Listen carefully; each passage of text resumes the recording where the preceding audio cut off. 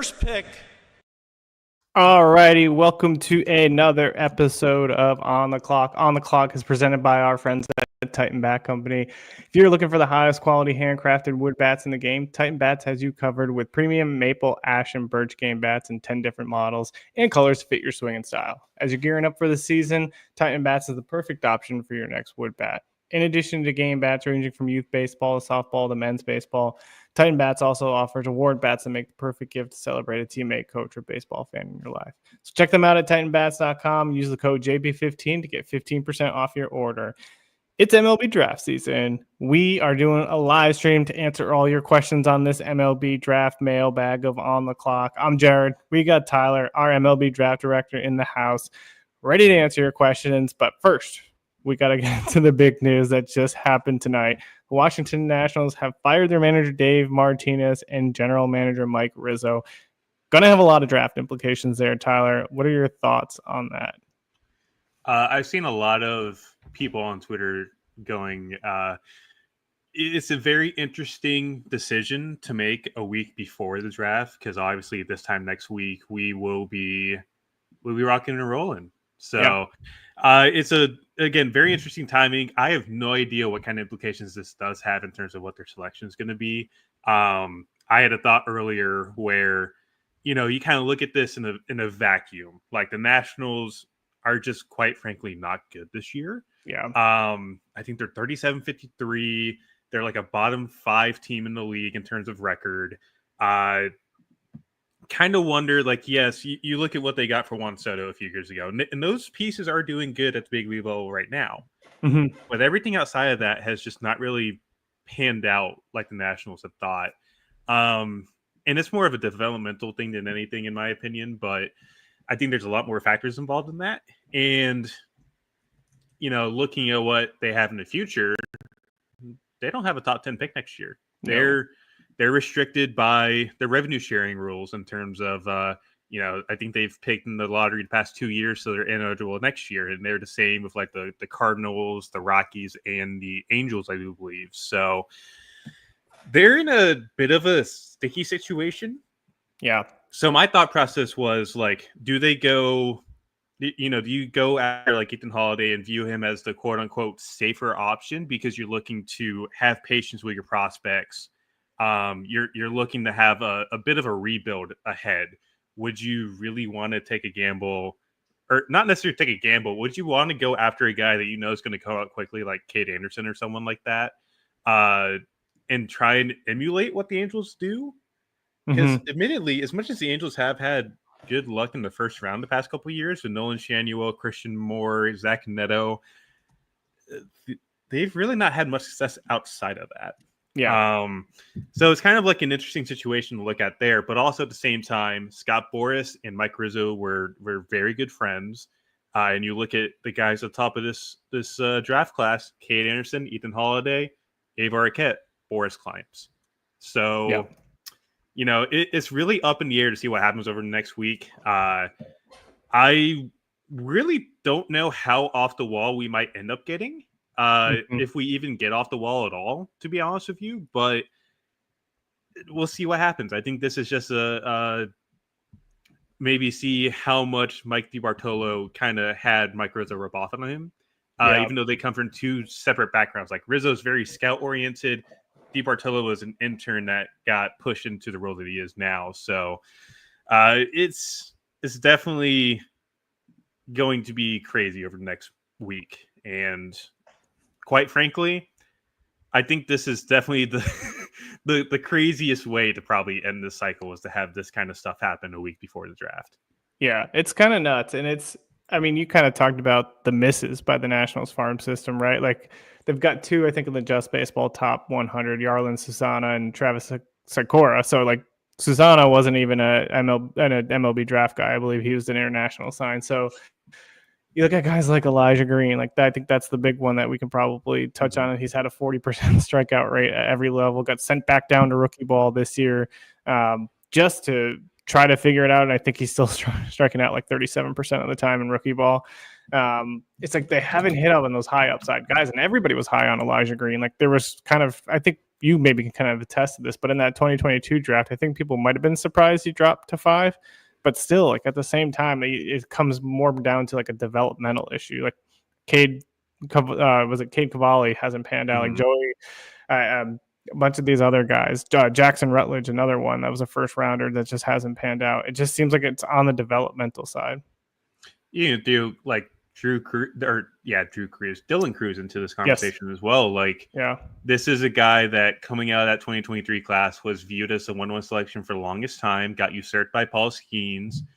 And now, like this year, I think he's still on the IL, but $196 batting average, a 620 OPS. Granted, yes, he's had 7 home runs and stolen 11 bases, but he's definitely not hitting to what we projected him to be at the onset of that draft. So, it's a looking at a developmental standpoint at the Nationals. I think Ken Rosenthal even put this well a couple weeks ago, where it's like teams that can develop and spend money are good. The Nationals do neither. That is kind of the encompassing narrative around the Nationals right now. They really just haven't done much of anything there. This is again like a very fascinating thing to kind of look at now with a week to the draft is what's the implications of this now, and what does this look like a week from now? Which is going to be exciting and probably a pain in the ass to cover for next week. So because we've already been trying really hard to figure out what the hell the Nats were going to do. Now we just had another wrench thrown into the equation here. So we'll see what happens. I throw Uncle Ted's comment up there. The Nationals will 100% take Cade Anderson because they love lefties and need starters. I mean, I don't want to say he's wrong because I don't think we could say anybody's wrong at this point. Yeah. No, I think at this point it's really anything. Obviously, of course, we mentioned the Boris pipeline or connection a couple minutes ago. It probably still ends up happening, to be honest, because like I said, the top 3 guys I mentioned, Cade Anderson, Ethan Holiday, Eva Arquette, Boris Clients. So there's still going to be a connection there, but now we kind of just look like what happens. I love it. Do you want to give us, I know you've been out at USA Collegiate National Team, just this is all 2026 MLB draft class, but before we dive into questions, just give us a little bit of an overview of some of the things that you've been seeing out there this week. Again, we've mentioned this before, the overlap of the classes. This is a very stressful and a very active time of year. But this week was definitely kind of like refreshing to see. Like Rock Chalowski, mind you, very talented in 2023, was one of the top preps, got to UCLA. I've said it before. I'm going to say it again. I think Rock Chalowski was the Golden Spikes winner this year. And I understand he wasn't a finalist, but he should have won it this year. And seeing him play this past week, it was a really exceptional showing in front of a lot of scouts. Those hands, man, like the video you posted, watching how quick his hands were, it was just so much fun. Stupid quick hands, really good barrel control, really easy swing. It's got pull side juice. And then just watching him at shortstop all week was impressive. Like, talk about a guy that, you look at very easy motions. He was very athletic, very smooth as a shortstop in high school. He's beefed up and still hasn't lost that. Like, it's really, really professional at shortstop. So, yeah, he's the one guy for me right now. If the draft was today for that class, I think he's clear cut. Nobody's letting him drop 2. In terms of other guys that showed out, like Ryan Lynch for UNC, I think I found my glue guy for 2026. Ryan Lynch. He was dominant in the playoffs this year too. Yeah, and like it was his first taste of starting too. That ACC tournament final. But man, it's a really fun delivery. Like the stuff is insane. Like it's a very low launch release, flat approach angle, fastball up to 97 with like not dead zone movement, but it's like a 2-seam. It's got a lot of run considering the fact that his release is as low as it is. But the sweeper, man, the sweeper is diabolical. Yeah, the sweepers. I think it was either drive line or tread made the hand of God slider or consider it that, where it's like 5 inches of vertical, 10 inches of horizontal. Lynch has been throwing that for a while. Mm-hmm. So kind of interested to see what it looks like a year from now because UNC knows how to develop arms, and he's a draft eligible sophomore, so he's in there. Owen Gronkowski looks good. Dax Whitney made the team through one inning all week, and that was nutty to watch, just that one inning. Yeah, it's stupid stuff. From his release, man, it's like up to 97, cut ride, curveball is a super change of pace. Locates his changeup well, even though he kind of lowers the slot a little bit. Yeah. But being able to throw a sweeper from his arm slot too is really interesting because it's all the way up here, but it's like no vert, 17 inches of sweep, and I'm like, my mind's kind of like broken just watching that. So those are guys that stood out. But in terms of guys like trying to think, Juan Cruz before he got hurt on the play, I think it was on Wednesday, had looked pretty good. He's eligible this year. He's from Alabama State going to Georgia this next upcoming year if he's not drafted. So he's an interesting guy to kind of watch. Zion Rose was like 10 for 14 this week. That sucks. Terrible. Awful. It's like that's insane. That's nuts. Somebody had mentioned he had worked on like a trigger to a swing, and I'm sitting here, it's like he's got 5 of them, and he's athletic as hell. He like what he's able to do to the baseball with the amount of noise in the operation is pretty impressive for what it is. He was my favorite. I was just gonna say he was my favorite guy to watch in Shriners because he's just like such a gamer too. It's like not just the athleticism and the talent, like he plays his ass off, man, and like you love that in a guy. Yeah, and it's just he's a lovable guy. Lucas Moore as well, another Louisville kid that was really impressive. Had multiple 2-8 games. Very much a table setter at the top of the lineup. Trying to think of it like another guy that really stood out to me in terms of like hitting. Ryder Helfrich had a home run. Yeah. Oppo, but there was also still quite a bit of swing and miss. Vaughn Lackey, by the way, Georgia Tech. I don't know if Monty Taylor is watching this. Monty, if you're in here, this is for you. Vaughn Lackey might be the best defensive catcher I've ever seen in my life. Yeah. I'm not even joking when I say that. And I've seen Henry Davis show off his bazooka from his knees against UNC back in 21. Love it. It's really impressive what he was able to do. I think there was one play where he had a pass ball, got it, picked it up, threw it in, and just one foul swoop. Still got the runner by like 3 feet. It's pretty good. And he did well with the bat too. So yeah, I think Vaughn Lackey's a very enticing profile where it's really the defensive tools are outstanding. And the bat's uptrending. He's really athletic. I wouldn't be shocked if he's like a first rounder next year, potentially. Like, we'll see what happens, but I'm really in love with the profile right now. Yeah, I love it. I know we're still not at the 2025 draft, but Tyler's already got 2026 content coming. He's got video he's been posting on, or will be posted on the YouTube page at some point. Had an article on 17U champs. We'll have USA collegiate stuff. So the cycle never stops. And you gotta love the overlap between the MLB draft and the next class already starting their cycle. So, but we want to get it. I get back from the draft next week. I'm going to immediately go to USA for 18U prep.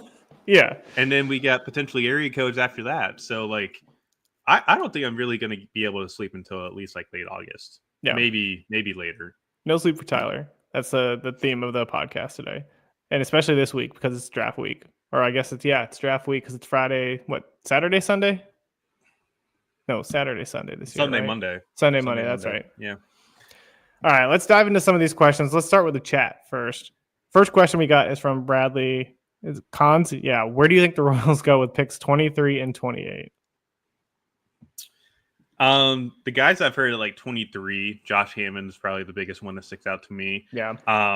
Really, in terms of like what you can expect in the back end of the first round is there's probably going to be a mix of high upside prep bats that are going to be sprinkled in with some of the more not limited upside guys, but like guys you know who they are at this point, like Caden Bodine, Devin Taylor, Mason Neville can be thrown in there as well. So like, but the Royals do love Hammond quite a bit, and there's a few other teams in that mix as well. We'll not name them because I don't want them down my throat, but Josh Hammond's going to be a very popular option there, and I know the Royals are really infatuated with that profile right now. In terms of 28, probably throw in like a college outfielder like Mason Neville, or someone's mentioning Jace Laviolette. That's another one that makes sense as well. And I understand like the Twins and Euros are probably his biggest, like his best fits at this point, considering it's like a high OPP guy with slugging power and everything like that. We'll see what happens. But like if he does get past those two teams, I could see the Royals being a legitimate choice for him as well. But I understand it's a weaker class. There is someone mentioning that like the White Sox will be done to pass on them. I don't think so. I don't know if J6 is a center fielder, and I kind of wonder, is he Matt Wallner 2.0? Is he a legitimate platoon risk? Because Matt Wallner, he crushes righties, I do believe. So he might be that might be what his profile is. Yeah. So we'll see what happens, but I think those are the biggest things to look for is kind of wondering who's a platoon risk, who isn't with Jace, and kind of just looking at it. I don't think he's a center fielder. I think it's going to be a lot of swing and miss against lefty spin moving forward. But again, Rose can take that. Yeah. And I mean, this point of the draft, you're just kind of looking for upside tools, right? Like if you got a guy with the power that Jace has, you're kind of hope the rest kind of follows, right? You bring it into your development system and see what they can do. As a Royals fan, I think you're right. I think they're going to go with that 23 pick, try to pay a prep down to that spot rather than under slot. I think they're going to try to pay a prep down and take somebody that was some high upside, right? Because you have that extra money from the Bobby Witt pick. It kind of makes sense to do it in this draft. Oh, absolutely. And like that Bobby Witt extra pick really does help them out because it goes from having a kind of a lower tier bonus pool in this draft to, I think they're either middle of the pack or just outside the top 10, or they might be on the fringe of the top 10. So I think they're on the fringe of the top 10. Yeah. Let me double check here. 1, 2, 3, 4. I was just reading through your bonus pool 11th the other day. So 11th, yeah.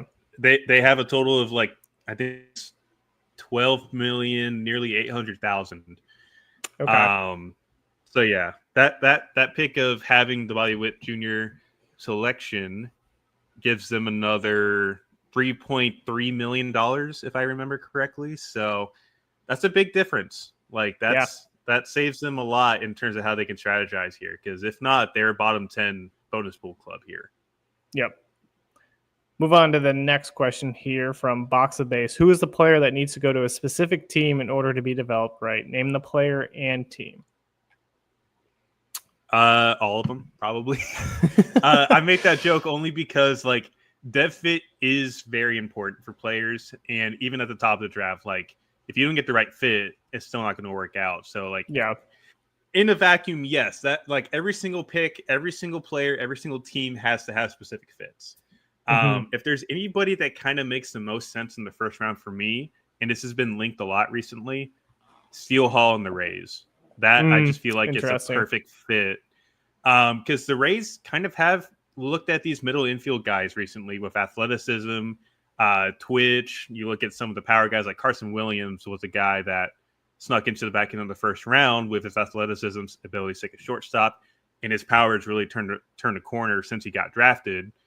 D. Gillen's another one that makes perfect sense on that front as well, where he can grow into more power. Steele Hall kind of fits that profile for me. And say you move Gillen to center field, potentially you keep these guys moving forward. Steele Hall at shortstop, maybe put him in the outfield and kind of like switch the two of them. Yeah, I think it works out. And the Rays are a sneaky good development team in terms of bats now. So yeah, I feel like I have faith. The guy that this is not probably an unfair one, but I would love to see Seth Hernandez in the Seattle Mariners system. That would be a dream. The development there and the stuff that Hernandez already has at his young age, like that's like a match made in heaven. Mm-hmm. That's the one I want to see. Yeah, I think with Seth too, it's gonna be a lot of patience as well, considering the demographic. Yeah, it's a prep arm. Like you're always gonna kind of run into that unless they're just absolutely electric. Yeah, which Seth is. Yeah. But also, you look at what's been the past 10 years in terms of preps, like the top prep off the board. Hunter Green's the only one still throwing right now, or actually succeeding at the major league level because Jackson Joe went down with injury. DJ. Yeah. So it's going to require a lot of patience on that one. I think. I don't know. I really don't know if Seattle is going to really have that patience. I know they love him. They really do. Scott Hunter has been out there and said it. But I know there's like we mocked Seth to the Reds last time, I do believe. Yeah. I just feel like that's a really good fit for them because they've shown that they can wait it out on guys. Like Hunter Green was not push him to the major leagues and he's fine. He had TJ. He for a long time.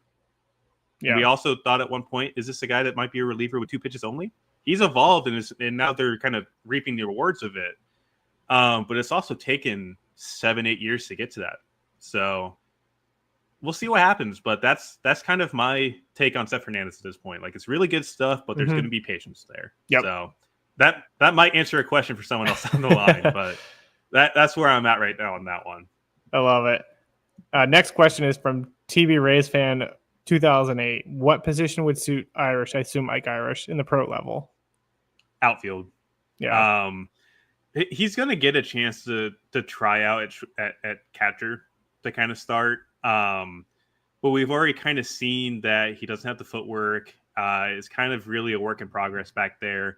I think the throwing arm's good enough to where you put it in right field, let it not be as tested as much in his athleticism as well.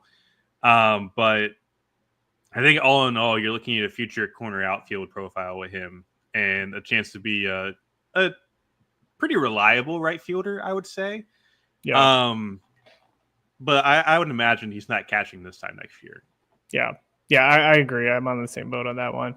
I think there was a comment here from Canes Cats Heat. Thoughts on the Miami signing class and which players do you think have a chance to get drafted? I think every team's going to have to worry about their signing class this year. Miami's going to be very interesting at 7. Yeah. They're linked heavily with Eli Willits, JoJo Parker, and I think those would be two pretty good fits for them, honestly. I think he means the Miami Hurricanes. Miami Hurricanes. Yeah.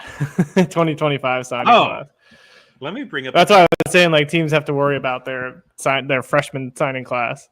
My bad. I thought you were talking about the Miami Marlins, and I was like, yeah, like it's an interesting place for them in the draft. I completely. Whoo. Let me bring up the class here. Let me see here. 26, 25. Mario Magana, Dylan Dubovic. Oh, Mario's good. Mario's good. He just really does chase a lot. He's very aggressive. Which kind of fits their mold anyways. They've had a lot of guys in that lineup recently, like J.D. Ogden, Danny Cuvée, Yo-Yo Morales was really aggressive. Those are guys that really like to swing at everything. So I think he kind of fits. Might go. Oh, you're talking about Canadian? I think he gets drafted. Yeah, I think he's a pretty obvious one to go. Dubovic might get some fans because he's super tools up, super athletic. So he might get drafted later on in the draft if somebody saves up, but he might be going to campus too. Mason Greenhouse as well. Eddie's on. Mm-hmm. If there's anybody that's really going to be a big threat to be signed, it's going to be Piasetin. Yeah, Piasetin. I don't know how to properly pronounce his name. I'm probably never going to. Alberta kid. We'll leave it at that. But him, probably Eric Peralta too, because he's been up to 95, 96, maybe even higher than that. And some guys do value good fastballs. So he might be a guy that leaves Miami for professional ball here too. But it's an interesting class where these are a lot. Like Mason Greenhouse was a really, really touted prospect like 2 years ago. Mm-hmm. And just never, not say developed, but he kind of stagnated a little bit. Yeah. There are probably guys that could benefit from going to campus. Yeah. And I think he's a guy you get to campus. He does well. I think he might be a draft eligible sophomore because he's 19, I do believe. Let me double check just to be on the safe side. Because I know Dubovic's very young. He's like 17 and 11 right now. Mason Greenhouse just turned 19. So, yeah, those are the kind of guys that go to campus, I think. But like Peralta and Timmy Boy from Alberta are two guys I think probably don't make it to campus. Yeah, love it. And then Box of Base was like, wait, can you go back to the Marlins? I want to hear about them. I'm a fan. Perfect. So yeah, I would imagine the Marlins go after a high upside prep. So you kind of look at guys like Eli Willits, JoJo Parker, Billy Carlson could be thrown into that mix as well. I don't know if Carlson makes it that far, and I think the same can apply for the other two as well. I think Willits. I absolutely love Willits personally, and I know some people are kind of low on it because it's not a high upside kind of guy, but it's a legitimate switch hitter with shortstop prowess, can play center field if you want him to. He might be a 3 to 4 WAR player every season at the next level, and I think that's pretty valuable for what he is. Yeah. Parker probably offers more upside and kind of fits better in this range. I know Texas really loves him. Chicago's another team that's really linked in on him at 10. It's really going to be interesting to see what happens. If JoJo goes at 7, I can totally see Chicago going after somebody like Billy Carlson if he falls. Or you look at guys like Daniel Pierce. That's like not the second tier shortstops of the prep side, but like the 1B tier, I guess is probably the best way to put it. Like Daniel Pierce, Steele Hall, these kind of guys that do have the upside, but they're not quite as highly talented as some of these guys at the very top. Yeah, I love it. Moving on to the next question, we got Chazzy B wants to know targets most likely for Houston at number 21. Thanks, guys. Love the show. Thank you. Yeah. First off, thank you. Secondly, I think we may have mocked him here last time, but Wahia Aloy from Arkansas kind of feels like a Bryce Matthews sort of pick a little bit, where he's got big power, right-handed bat, can stick at shortstop, but the hit tool is a bit of a question mark. I think he's a guy that makes sense there. Maybe Riley Quick could be another guy that makes sense as well, given his stuff, but I just don't know what's going on with Quick there. Because we've mocked him high before. We mocked him to Milwaukee numerous times at this point. And I've gotten a little bit of pushback on that, to be honest. So he's an interesting profile to kind of dive into on draft day, considering the recent health, like missed last year with surgery, comes back and they really babied him into a new starting role this year. And he performed well. Yeah. But there's still question marks for durability and everything moving forward there. Yeah, so like it's going to be very interesting. Gavin Fiend might be a guy that makes sense there too. I like Andrew that. Fisher. Could we see somebody like Brendan Summerhill fall to them? Potentially. But, you know, this is kind of where like they might go after a college guy more than the prep guy. Just with the nature of the draft. Like if their top targets are kind of poached in terms of like Steele Hall, that, like I said, that 1B tier of shortstops on the prep side, they probably do go after like a Wahia Aloy, or say he falls to them, Gavin Keelan, or maybe even go after, you know, trying to think of another dark horse guy that could be there, like Andrew Fisher, maybe. Fisher kind of makes some sense there, but they're an interesting team to kind of dissect. Essentially, is the way to go. But I think they go college in this one. Yeah, I love that. I agree. I think Fisher would be fun in Houston. I just love that idea that if he was a righty with the Crawford boxes. Oh yeah, boy, that'd be fun. Question we had from, I believe, X earlier. So I actually like this one. It's from Brian Piercy. Who are some senior underslot candidates who you think could be regulars at the big league level, position players or pitchers? So I'll give you one pitcher I was actually writing up today that's going to be on our top 315 later this week. Gabe Craig out of Baylor.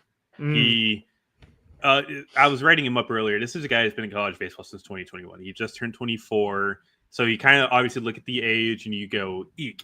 Because like age is a big factor, especially with teams that have, or they prioritize their models. Because they're going to tend to favor the guys that are younger. But Gabe Craig is up to 97 with a decent fastball. It's nothing that's like outstanding or like punches you in the face, but He commands it well. He locates it very well. He's shown the ability to kind of blow by guys on the top rail, but it's the slider that really sells it for me. I think it might be a double plus offering, to be honest. It's up to 89 with 16 inches of sweep. Guys really struggled with it. It's a big chase getter. He's a guy that you look at the last couple of drafts. Bridger Holmes, Wyatt Lunsford Shankman were guys that were big sweeper reliever guys in college and went in the top 10 rounds. Granted, they're not as old as what Craig is. Like I mentioned, Craig just turned 24 literally in the past week. But he's a guy that, like, I could see him being in a major league bullpen within the next year or so. Like, Yeah. He's a guy you sign for cheap and put him into your draft strategy. He could be a big leaguer within, year and a half max, maybe. Yeah. Depending on how aggressive they want to be with that. So he's a guy that really stands out for me in terms of a senior sign. Looking farther down the list, trying to think. Carrington Cross from Cincinnati, I like that. Big 12 Player of the Year. He's a really good defender at third base.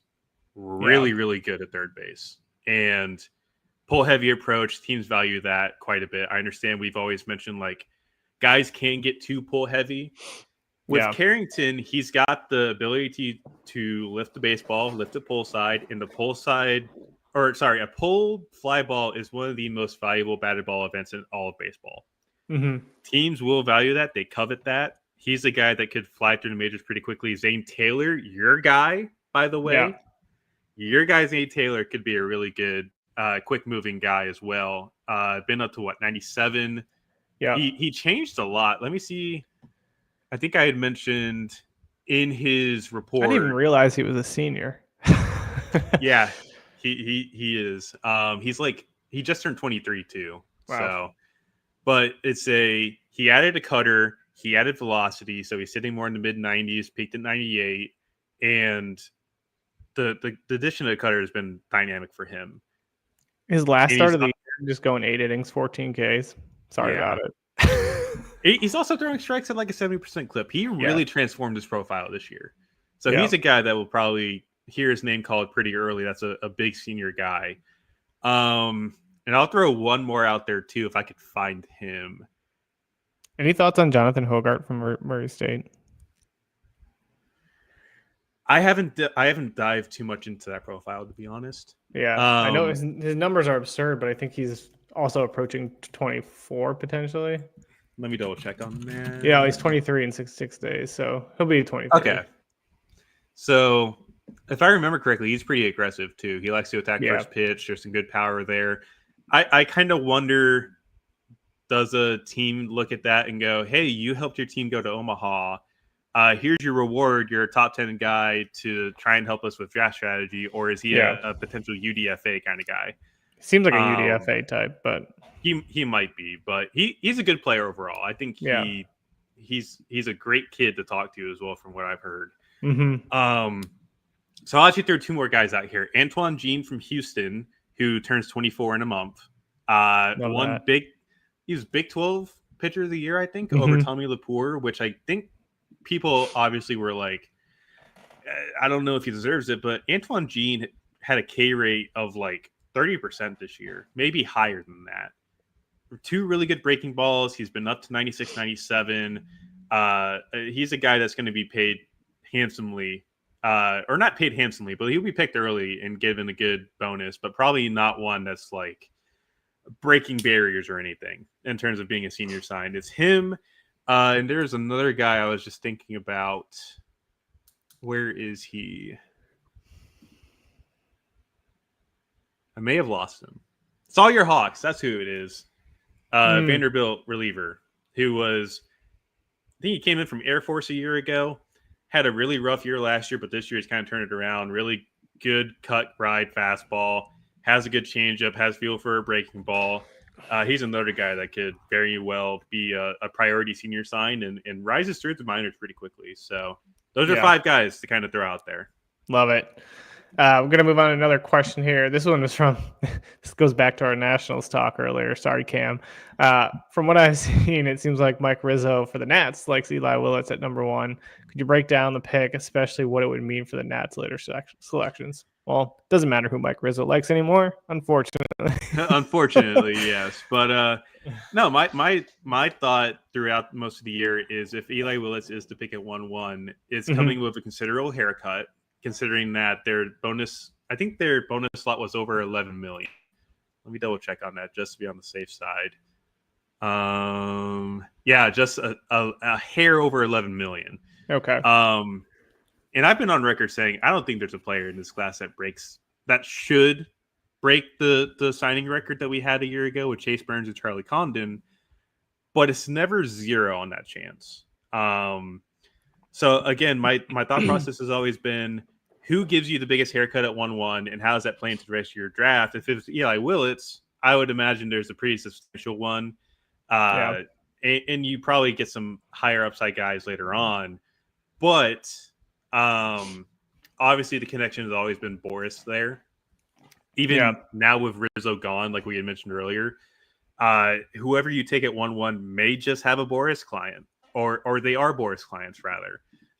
So again, it's more of a we'll see what happens. I think whoever goes at 1-1 this year is coming with a some sort of haircut because again, it's just me sitting here in this chair right now.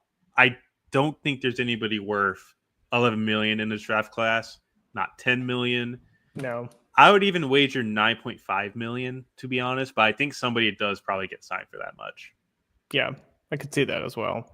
Let's see. What do we got for the next question here? Go actually back to the sheet. This is from Watch PGH Sports. What separates the prep bats in the top 10, Parker, Willits, Carlson, etc., when compared to their counterparts projected in the mid-late first comp rounds? I like that question. Okay, so like a little 1A, 1B tier question here on the prep side.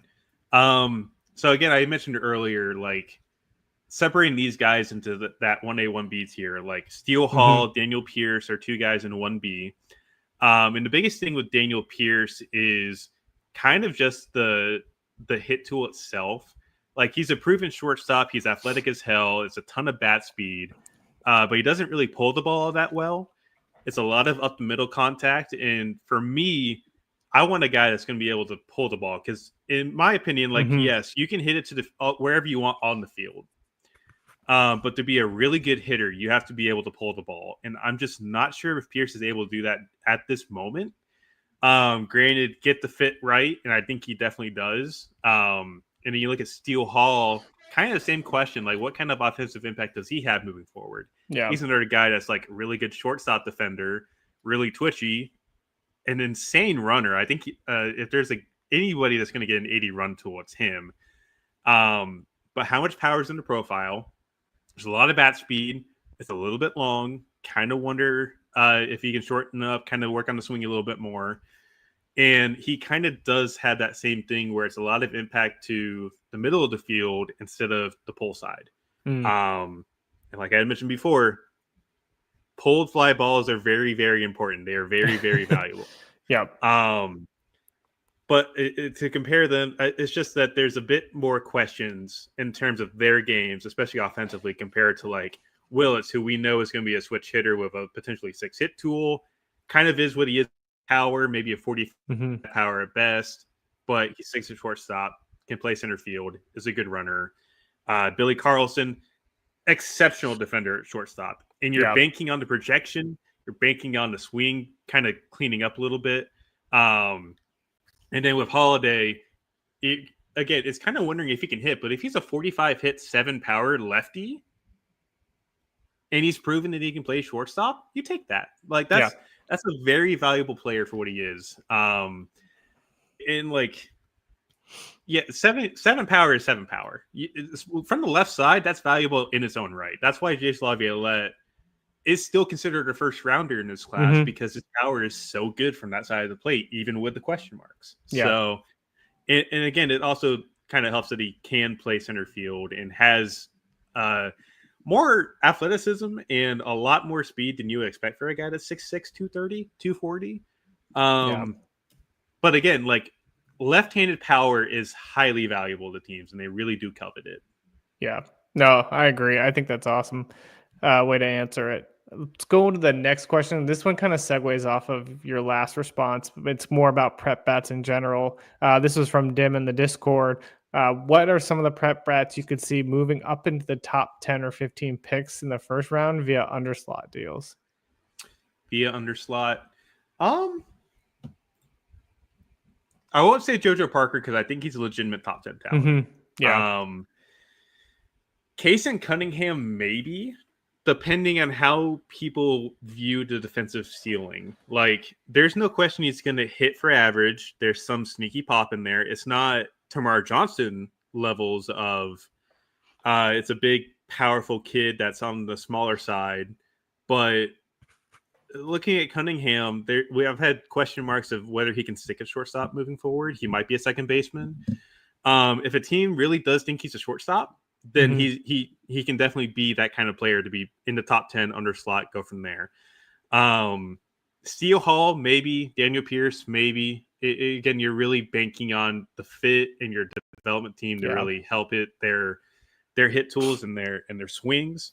Gavin Fiend probably makes some sense. And I know somebody mentioned in the Discord earlier, like there's a big encompassing like range for him. Like some people have him at 1, some people have him, like for us, we have him at 23, and that's going to change this week, but like back into the first round kind of deal. And that really has just come up to the fact, like he mentioned on the podcast when we had him on a couple of weeks ago, is he had some rough patches this spring that he's bounced back from, and it has kind of pushed himself forward as not only a ball player, but as a human being, because he's understood like this is struggle, move from there. But I kind of wonder, I think he's more of like a 15 to 25 kind of guy. And really that whole 10 to 15, 20 range is really college heavy, in my opinion.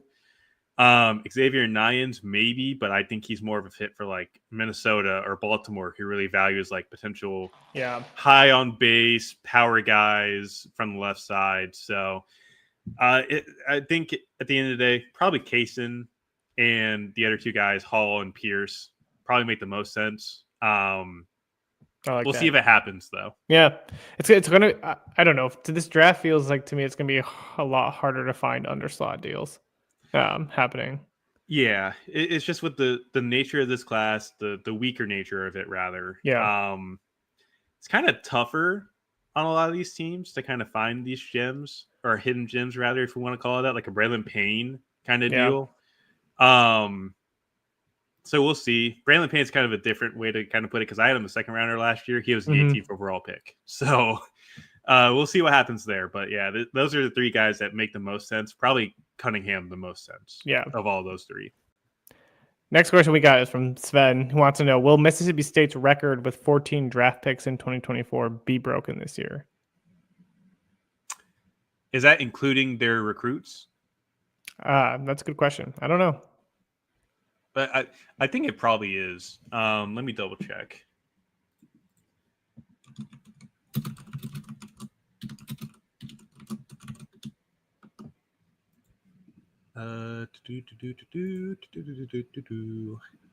School.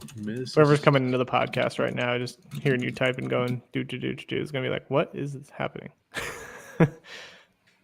1, 2, 3, 4, 5, 6, 7, 8, 9, 10, 11. Okay, so 11 college guys, and then I think they had 3 recruits drafted last year. I feel like LSU could beat this, maybe. LSU could. I'm not too sure on that one, but Mississippi State does have a lot of really valuable guys. Nate Williams is a really, like on the college roster itself. Nate Williams is very intriguing, high strikeout guy with a really good curveball and fastball.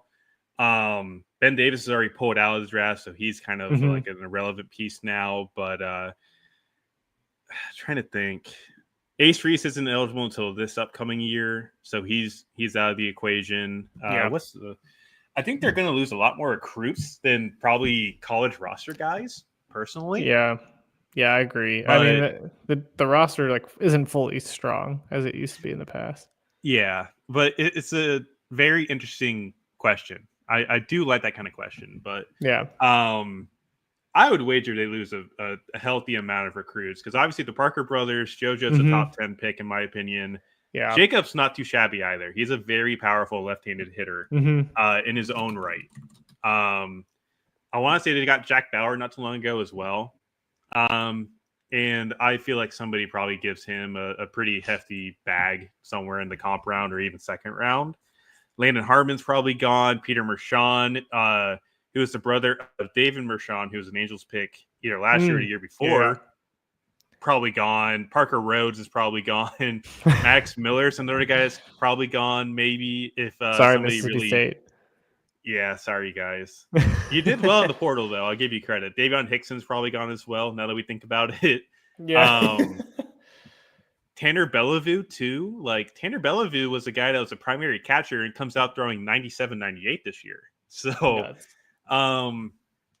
yeah, you guys might be losing a lot in terms of recruitment, but I'm still pretty excited for their future because Brian O'Connor's been cooking up a pretty good class down there. So, Little Aiden Teal action. I mean, they got some guys coming into town. Nunnally, Ace Reese is coming Sean back. James, Ace Reese is back. Yeah, it's pretty exciting down there for you guys. I will be honest. Well, right, next question, another question. If a player doesn't get invited to the draft combine or MLB draft league, how likely are they to get drafted? I feel like draft league's different. I feel like draft league is like guys are looking for some extra ABs to kind of showcase what they got or extra innings. I don't know. I feel like the draft league, you get invited, but you're also like a draft guy who's maybe on the fringe and trying to find more at bats or innings. So here's my take on that. The combine, like teams, I think Frankie Polini, I can't remember how to say his name, but for the Marlins, yeah. He was on the Called Up pod earlier today, or earlier this week rather, and it mentioned like most of the teams have done their homework on guys going into the combine. But in terms of the draft league, like I'll give you an example. Sam Cozart, Wesleyan Christian Academy down here, and if you've known Cozart for a while, he was a guy throwing 91 at 15, played with his brother on South Charlotte Panthers. He's a guy that I've talked to his dad recently on trying to think, it was turf mounds. He couldn't get his footing right because he has big feet. And he was losing extension as a result of that. He pitched at NHSI. It was on a turf mound. Didn't really have the greatest outing. He struggles with command a little bit.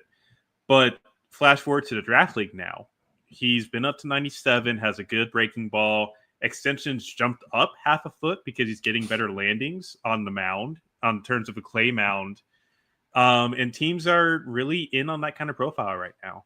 Like, I wouldn't be shocked if Sam Cozart is a top 5 round pick at this point. Because there's bloodlines. Obviously, his brother Jacob is in pro ball right now. He has an older brother, Caleb, that pitched at UNC and UNCG, if I remember correctly. Yep. So yeah, there's he's one guy where like going to the draft league has absolutely helped his case very, very well. Like, to me, it's a little weird considering that I thought he was a fine prospect beforehand, but now it's like we're looking at legitimate helium towards the finish line here. And there's other guys too that have kind of benefited from that as well. Like, I'll bring an example. Josh Owens the other day, Happy League All-Star team, pitched on the mound up to 95. I had to say he maxed at like 88 earlier this year. And then he hit later on in the day and got a single against, I think it was Easton Hawk from UCLA. And Easton Hawk is absolutely no slouch. He's up to 98 with a hammer breaking ball. So, like, I think there's going to be a lot more kids that look at the draft league or the Frontier League or the Appy League as opportunities to really boost their stock moving forward. So I wouldn't be shocked if this time next year we have a bunch of kids in there from high school that are really trying to make a name for themselves or make a few extra dollars in terms of their performance and really help their stock. So that's my thought on that. Like, combine is what it is. Teams have made their homework there or have done their homework, but the draft league, I think, is the big opportunity for these kids to really show out, do well. And it's not even just the kids; it's the college guys as well. Like they have a lot to prove as well. So I really do think the draft league and all these, not developmental leagues, but like these like summer leagues, wood bat leagues are really going to help these kids moving forward. Yeah, I agree. Next question we got from Box to Base. What do you think of Gavin Turley and is he first round talent that will not go in the first round? I don't know about him being a first round talent. Like, I love the kid. Don't get me wrong. I think he's a fantastic human being, and we had him on the pod. Like, what was it? He wants to be a rancher if baseball doesn't work out or something like that. He was like our first podcast interview for the season, I think. Yeah, like that was a fun conversation to have. But in terms of being a prospect, and I am not trying to talk bad about the kid as a player or anything, but the term prospect fatigue is a thing. And he's kind of stagnated. He hasn't really shown the hit tool to improve over the past 3 years. There's still a significant swing and miss. I think I have him now as like a fourth rounder. He might sneak into day one, in my opinion, because it's legitimate power. It's a strong arm in right field. He can run like hell. It's just the question mark is, can he hit at the next level? Yeah. It's really up in the air. I think he really does need a specific development fit. So like Dodgers. Probably Dodgers. But like Rays probably too. Padres do a pretty darn good job with developing some of these guys as well. Like the Padres are really good talent evaluators too. Yeah. So maybe something like that. But in terms of first round talent, I think that's kind of really pushed itself out recently. So he's a guy that I think goes in the third, fourth round, probably has good upside, but trying to think like Vance Honeycutt light potentially. Interesting. Where, I like that. Like it's a lot of tools, but just can't hit. Yeah. And it's more of a right fielder than a center fielder. And probably I think Vance is kind of hitting like 220 right now. Yeah. Unfortunately, which sucks because I think he's a fantastic fielder. I think he's a really good power hitter, but it's a lot to develop a hit tool. Yeah. If they don't have it. Hit tools are really, really volatile sometimes. Yeah. So we'll see what happens. I want Turley to succeed, but obviously not having seen the hit tool evolve over 3 years, kind of a little bit concerning for me. There's like a flash in the pan in the Cape where you had some hope, and that's why he jumped up rankings. Yep. And then it kind of just was what it was this year. But again, big right-handed juice, has loud tools. Just I really do want to see if that kid can hit. Because I think if he does, he's a true 5-tool player. But that's just been the biggest question mark for him for years. And kind of really hasn't changed yet. But hey, I'm hopeful. I'm a glass half full kind of guy. I want to see these kids succeed. But again, I think first round is probably too rich for me at this point. Yeah, I love it. Next question from Taydad38. What do you think of Angel Cervantes' ceiling? He can really pitch and is young. Might be one of the better arms in this draft long term, in my opinion. Yeah, I think he's a safer floor guy, personally. Having watched him like last year, he was one of the first arms I saw at 18U trials where he was it was a ton of pitchability, really good changeup, has a good curveball that he kind of manipulates the shape out of. And I know he's touched 96 or 97 this year. My biggest thing is how much more can you squeeze out of that profile at this point? Yeah. I think he's a guy that could, at worst, be a potential 4 to 5 guy in your rotation that eats innings, has good stuff, can locate strikes, and takes you deep in the ball games to save your bullpen. But in terms of upside, I kind of do wonder how much is still left there. And again, that's not to talk bad about the kid. I think he's a legitimate second rounder in this class. But it's definitely a question mark of how much more is there in the tank to really tap into. But I think overall, like this is a kid that can and could very well be a back-end starter to next level if everything goes right for him. So yeah, I'm excited. I'm excited to see what he can do. I like it. What round do you see Jake Ogden going? Ogden's probably more of like a 10 to 20 kind of guy, or like 11-20 round kind of guy. I had mentioned before, he's kind of like that Miami archetype where very aggressive hitter, doesn't take a lot of walks, but there's decent contact skills there, and he can play up the middle. But I think the big aggression with him and there's some swing and miss there. It might hamper his profile a bit. He's more of a 11 to 15 guy at best, probably. I won't leave out the chance that he's a back in like 7 to 10 round kind of guy, but I will also say I've not scouted him thoroughly enough to where I have a good read on him. This is just like very surface level analysis from me, unfortunately. So, but I will say there's something to like there. And I wouldn't be shocked if someone does ultimately draft him. I just have no idea where at this point. Yeah. Next question from Jordan Levitt. If there were any teams that had major steam with a player, who would you say? Can you repeat the question again, please? If there were any teams that had major steam with a player, who would you say? So I think they're just wondering, like, what team, what player have you heard the most? Steel Hall to the Rays has been a big one recently. Yeah. I mentioned that at the earlier onset of the show. The Athletics do like Tyler Bremner. I will say that much. And I do kind of like that fit because they've kind of shown to develop pitching a little bit recently. Like Gunnar Hoglund has kind of turned the corner. I understand he's on the 60-day IL right now, but he went from a guy that was kind of like on the verge of, is he a prospect, is he not, to, hey, this is a really revamped profile, and he flashed talent at the big league level and was doing really good at AAA as well. So I think there's some tweaks to make with Bremner in terms of trying to get his fastball back on plane and try and make it more successful.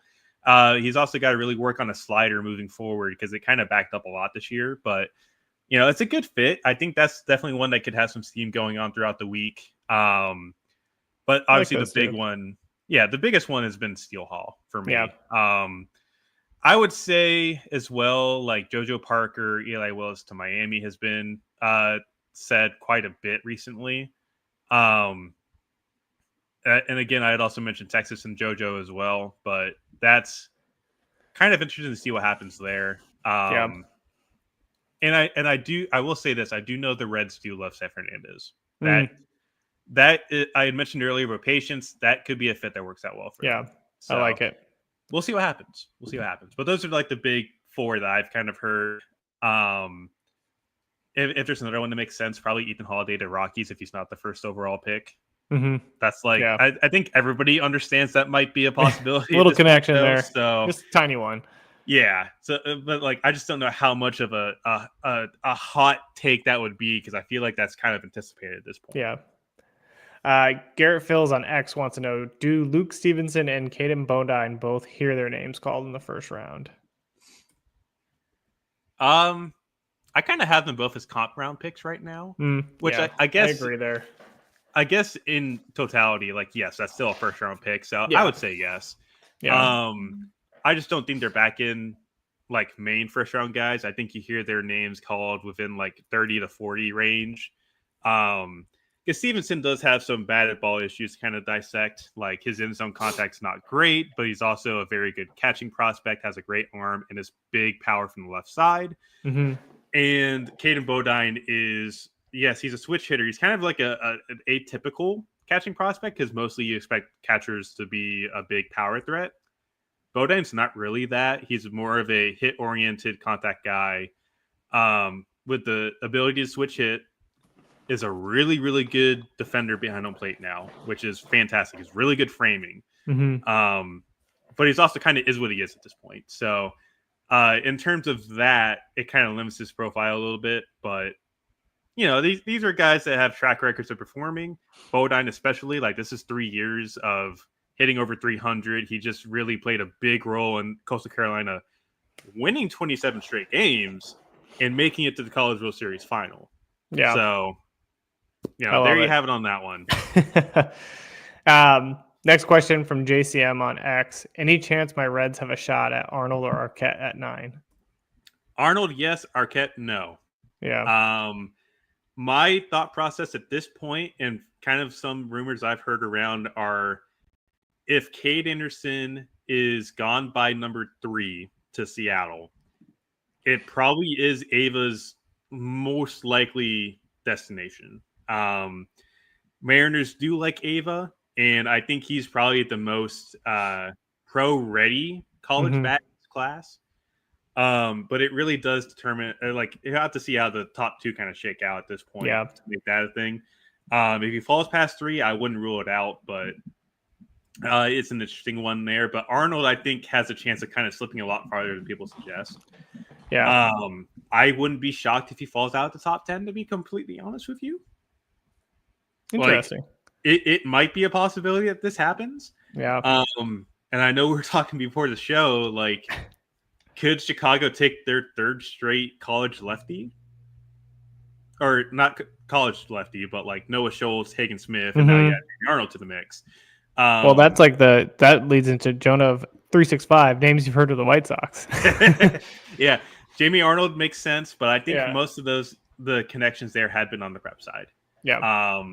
Talking with James Fox on Future Sox podcast a couple weeks ago, they do love the prep upside in this class. I think there's a possibility that there's a prep shortstop there.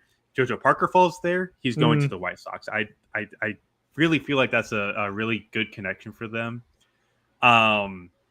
If Billy Carlson falls there, I see it is really going to hinge on what happens with those 2 players specifically, I think. Because I just don't know if Steele Hall or Daniel Pierce are worth taking at that position for them. But we'll really have to see how draft night evolves for that to happen. But those are 3 names. Billy Carlson, JoJo Parker, Jamie Arnold. Those are 3 names to kind of watch there, I think.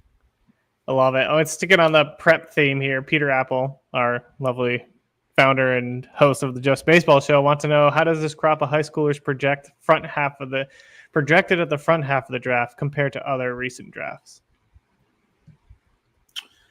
That's actually a really good question. First off, shout out Peter for being engaged, by the way. I don't know if anybody saw that, but big props to the man for popping the question and getting a yes out of it. Proud of you, buddy. But I would say this is definitely not 2023 like tier of high school bats or prospects. Like 2023 was really, really impressive. Max Clark, Walker Jenkins, Ty Peake, Colt Emerson, all these guys have really been performing well at the professional level. I don't think it's that strong. But it is obviously the strong suit of this draft class. And I think there is legitimate upside with the guys that you put on 1A and 1B. I would probably like to see a little bit more separation between those tiers, to be honest, and create like a legitimate 1st tier, 2nd tier, or A and B tiers. But I do think this is one of the stronger prep shortstop classes in recent memory. Not the strongest, but one of the stronger ones. And I think that overall, again, this is the strong suit of this draft at the top is the prep bats. College pitching, probably number 2 on that one, to be honest. That probably answers another question that somebody may have to ask or has asked us in recent weeks. But those are the top 2 demographics in this class for me, is the high school bats and the college pitching.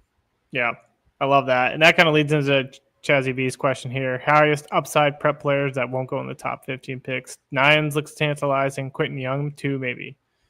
Quentin Young's a fascinating one, man. Yeah. He really is. Like, the bloodlines are there. He's not Delman's son, but I think his nephew. Yeah, nephew. Yeah. I don't. Is he Dimitri's son, or is he also still nephew? I think it might be just a completely different brother. Yeah. Okay.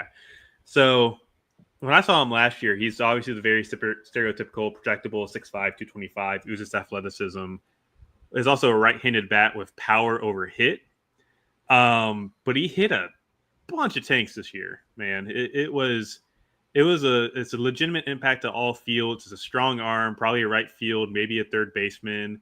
I wouldn't be shocked if somebody says hey, he might be a first baseman given the kind of size that he has, and he might lose some athleticism. But it's definitely he's a day 1 prospect, might be at best a 2nd rounder for me. Mm-hmm. I think there's just too much swing and miss and question marks around the hit tool to kind of really put him in the 1st round. Nyans, I do enjoy. Like, obviously, 108, 440 last year. A really, really good swing. But there is some passivity there. It's a lot of walks, doesn't chase a ton, and his hands kind of do get outside his body sometimes in his swing. So it's a chance for like a really talented power hitting lefty with a chance to get on base a lot, but then you also have some question marks to where does the passivity kind of iron itself out at the next level? Does he not go too quickly on guys with their best pitches, and he's really battling back behind quick in counts? So I think Nyans outside of the top 15 is probably the best prep bat. If I had to throw another guy out there, probably Josh Owens as well. I like that mentioned one. him earlier. Yeah. I'm gonna say this right now, and I don't know how true this could end up being, but like you look at the Padres at 25, I don't anticipate them breaking their high school streak at the first round. Could Josh Owens help them save money a little bit? Absolutely. And they don't have a big bonus pool. I think they're like the third lowest in terms of the entire league this draft. So and like over half of their signing bonus is connected to 25. So Yeah. we'll see what happens. I have heard Josh Owens' name connected to the Padres as like a potential underslot in the first round. Do like what the Phillies did last year with Dante Nori, you get Burkholder in second round. But the Padres, I actually don't think have a second round pick. I could be mistaken on that, but I think you're right. let me double check.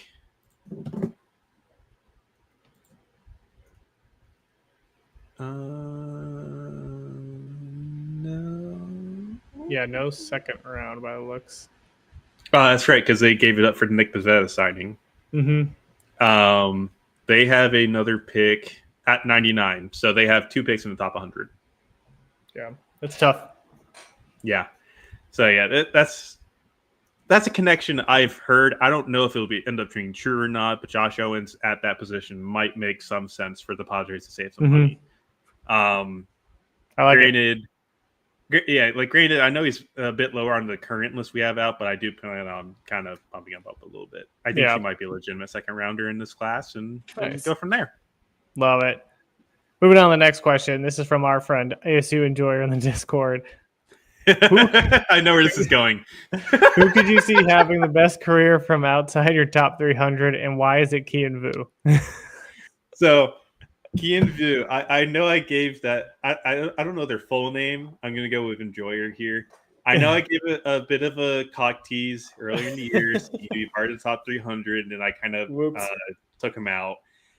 I will accept blame on that. I really will.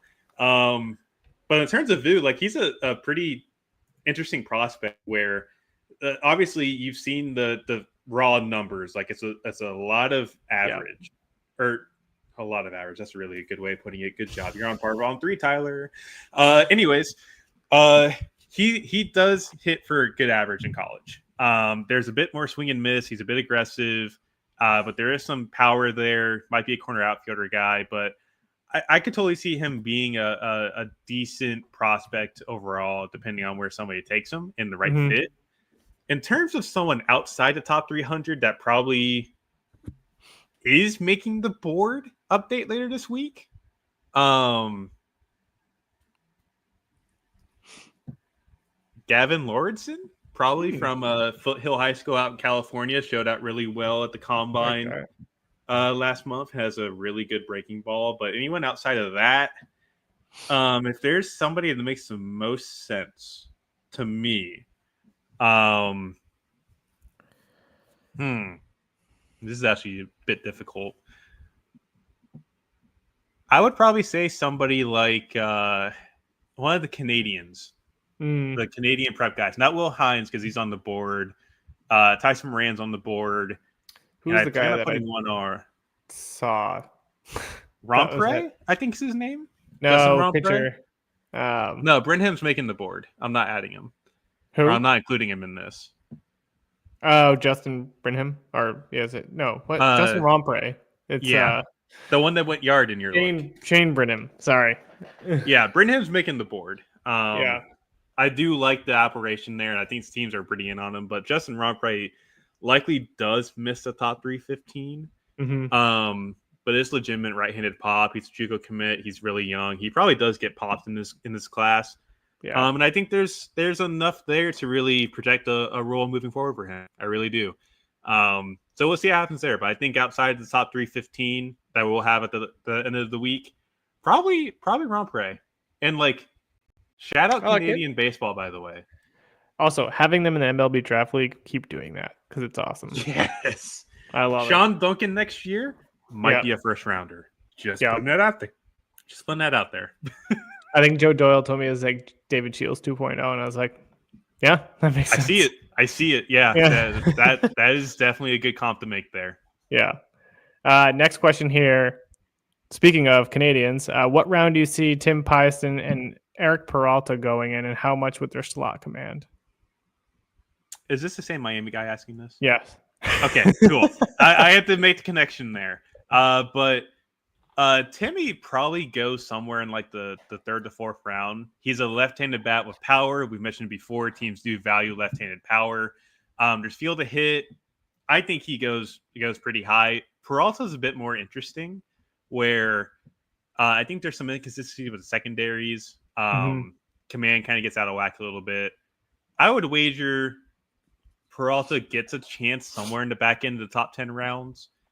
Probably might be an over slot guy in like rounds 11 to 15 if someone wants to throw him some cash and has money to play with and kind of gamble on the profile. Cough, cough, Angels.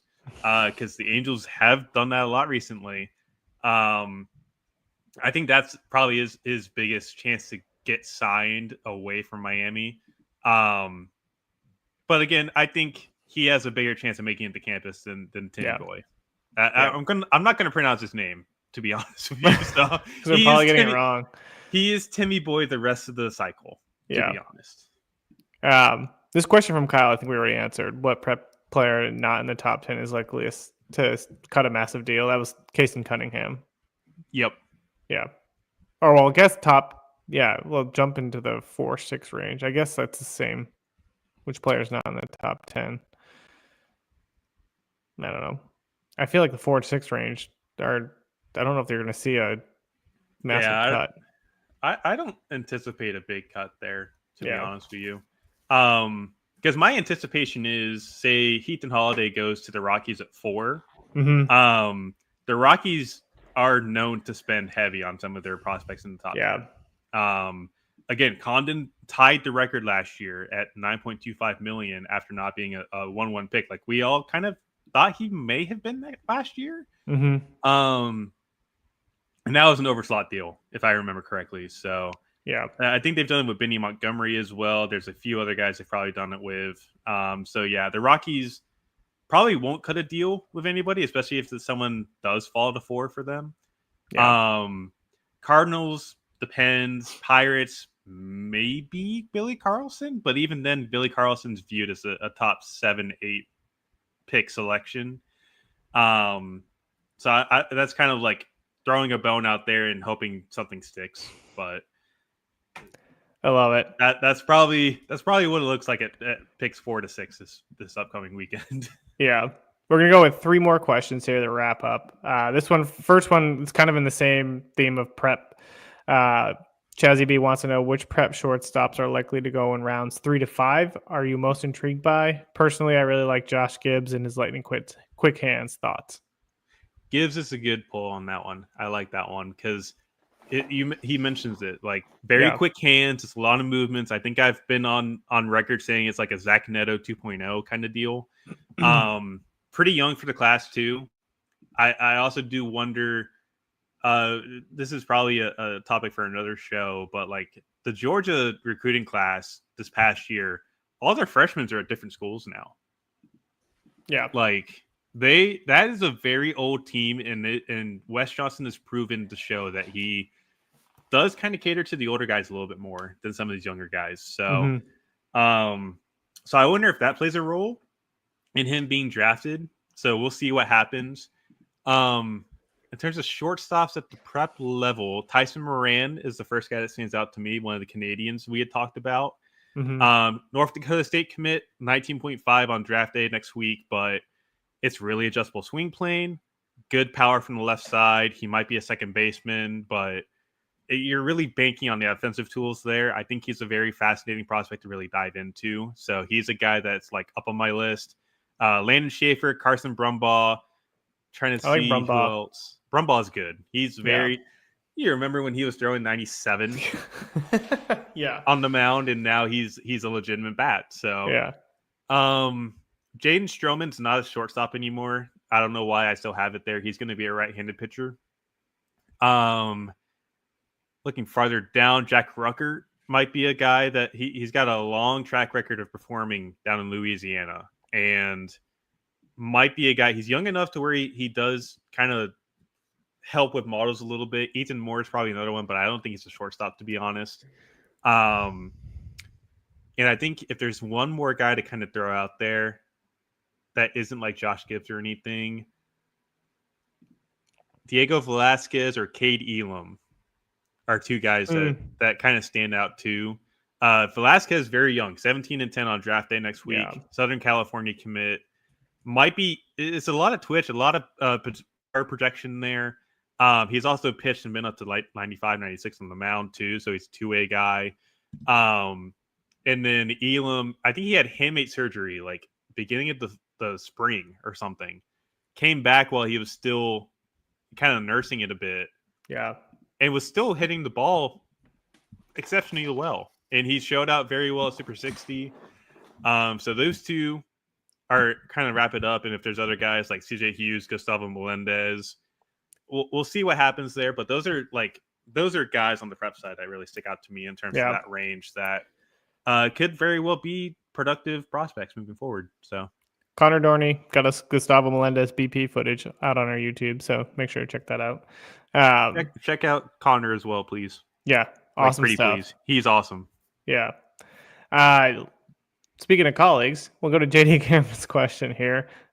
First, I'd like to hear Jared's thoughts on the Royals offense this season. More seriously, a couple of candidates to be surprise picks in round 1, 2025 version of Braylon Payne.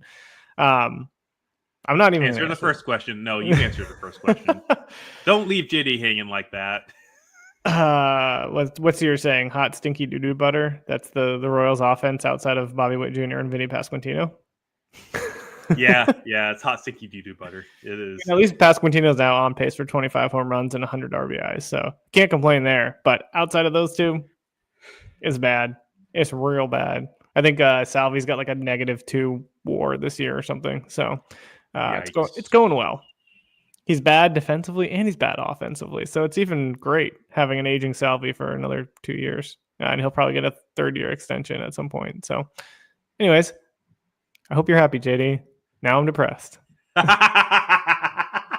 So let's talk about candidates to be surprise picks in round 1, like Braylon Payne. So definitely answered this one earlier with Josh Owens a little bit. Padres connection. Again, don't know if it happens, but that's a kid that I wouldn't be shocked would kind of fall into that classification a little bit. Dax Kilby is another one that kind of makes that sense. I just think the tools with him on the offensive side, it's really, really good hit tool, budding power. I just think it's really hard to hate that kind of profile. Ryan Mitchell's another one that makes sense. He's a very twitchy left-handed bat from, I think, Tennessee. If there's one more guy that could potentially be in that classification, Tate Salfacine, potentially. Like, there's bloodlines there. His brother was a 4th-round pick a year ago. I think Tate's better than Ty, personally. Yeah. I think it's a lot of twitch. Granted, he's undersized like Ty is, but it's a lot to like with a guy that has arm strength, has power, and can really, really mash. So those are 4 guys to kind of throw into there. If there's another one, maybe I don't know if I classify Sean Gamble as that, because I think Gamble is a legitimate comp-round talent. Yeah. So throw him out there. Cooper Fleming's another one that I've heard getting some buzz in the comp-round this past week as well. So, and I love me some Cooper Fleming, man. That is a very, very good left-handed bat. Love it. We'll see what happens. Love it. Last one I got here. Let's see. I actually like this question as the last one. Shin Donahue from our Discord. More philosophical question. What do you think the proper balance of high floor or guys and home run swings is in a draft? Is there a team or a draft class that you think exemplifies that balance in recent memory? Oh man, I should have done my research on this one before we got on this. Because that's a really, really good question to have. High floor or guys and home run swings in the draft. Am I allowed to say Padres? Like, probably look at any Padres draft class in the past 5 years or so, and they do like to take some shots on some big upside guys. That's been their MO. They really, really do love upside. And I would argue even last year, looking at what they had, Cash Mayfield, I would argue as a bit of a safer guy to have in the first round because he had been known for a while, had an injury, came back, and was just exceptional in his senior year out in Oak City. But looking at the rest of that class, Boston Bateman's kind of a bit of a home run swing for me. Mm-hmm. I never was enamored with the prospect profile itself, but 6'8", 240 up to 97 with a good breaking ball. I think guys really like the upside there. Cobb Hightower being their third round pick, which, mind you, he's a North Carolina guy that I had no idea existed last year. And he's got a fantastic name. So, 80 great names. That's what we're drafting on. But then it's also they get Tyson Neighbors, Kavarius Tears, Clark Candiotti, who are all kind of the high floor guys. Cale Fountain's a fifth rounder with, I would argue, pretty big upside. I would say it's a home run pick for them. Mm-hmm. So that's a team that kind of sticks out as a sore thumb for me. Is the Padres, they are very good at finding talent, and they also know how to turn that into major league production in terms of trading their guys to get quality returns. You got to remember, Dylan Head was traded. Was it last year? I think. Mm-hmm. And what was the trade that he was traded in? I should know this off the top of my head, but I don't. Luis Ariz trade. Oh, was it? Yeah, it was the Ariz trade. So, that was kind of a haul for Luis Ariz. I'm trying to remember what they got in that trade. Jacob Marcy, Nathan Martorella, and Woo Suk Go. And then Dylan Head had a hip injury, didn't play the rest of the year, and then he's kind of, I'm not saying scuffling, but definitely a bit underwhelming for what the profile was. Kind of a hit run guy. So yeah, that's what the Padres are good at. They know how to find talent. They evaluate well. AJ Preller is a very good scouting GM. As much as we can make jokes that he probably deserves to be on a list somewhere in terms of how much he loves picking preps in the first round, he knows his stuff. And I think looking at what they had last year with some of these that mix of high floor and kind of home run selections kind of fits well. And it fits into their whole, we want major league talent, and they've gone out and gotten that with some of their recent draft picks. So I think they do a fantastic job of doing that. So again, we can make jokes all we want about how they love their prep guys, but at the end of the day, the Padres know what they're doing. So got to give props where props are needed there on that one. I love it. That kind of wraps it up for us. We can't thank you all enough for all the questions. We've got 800 viewers going on in here. This has been awesome. We're really excited for draft week. Tyler's got a ton. Tyler, fill us in on what you got coming. So obviously today we had the 17U chance piece go up for the 2026 class. Includes video, includes insights. I'm pretty proud of the work itself. So if you guys want to check it out, feel free to get a jump start on the prep class for next year. This week alone, we are going to have the top 315 expansion sometime later in the week, so probably Thursday or Friday. We're going to have a mock draft out either Wednesday or Thursday as well. Yeah. So we're going to try and get that, and then obviously update it as we get to draft day. And I'm also going to write a piece on the evolution of Mitch Voigt. For those of you that don't know, Mitch Voigt, 3-year starter at Michigan, was a two-way guy. Now is a primary hitter, and he has evolved exceptionally well this year. So I'm going to try and dive into that and really give people an understanding of what's changed in that profile, other than just looking at the blurb on Just Baseball itself. So, going to be writing that up. Other than that, I leave for Atlanta on Friday. I'm very excited to cover the draft this year. So, again, I put this message out in the Discord last night for anybody that's in there. But if not, I will be there on Friday. Probably going to be there Saturday, Sunday, obviously, for the draft. And probably stick around for the rest of the All-Star week with some of the guys. So Aaron, Peter, Jack, all these guys are going to be there as well. So if you are in town, don't be afraid to say hi. I'm always down to chat ball with you guys. And as much as I can be a nervous wreck, I don't bite, I promise. But other than that, like, I'm very excited for the content that we have coming out the rest of the week.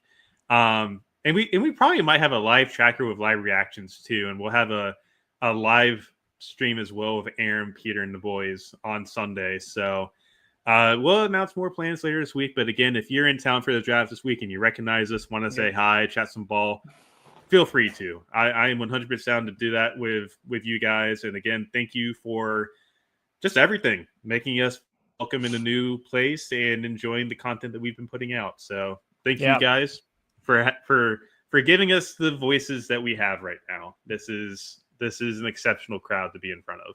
Yeah. No, we appreciate it. This has been awesome. I mean, just coming from the college baseball season, getting to drive right into the draft. Only thing I'll have is like a what you need to know for draft day. So basically going through over the times, the bonuses, the slots, our top prospects, some under the radar guys should take a look at. So that'll be going out once Tyler's got the mock and the draft board update out, just to get you primed and ready for Sunday. So most likely we'll go out Saturday, just the day before. And then, we'll have a bunch of post-draft content as well, looking at some of the best classes per team, best value picks, all that kind of fun stuff. So until next time, we'll see you.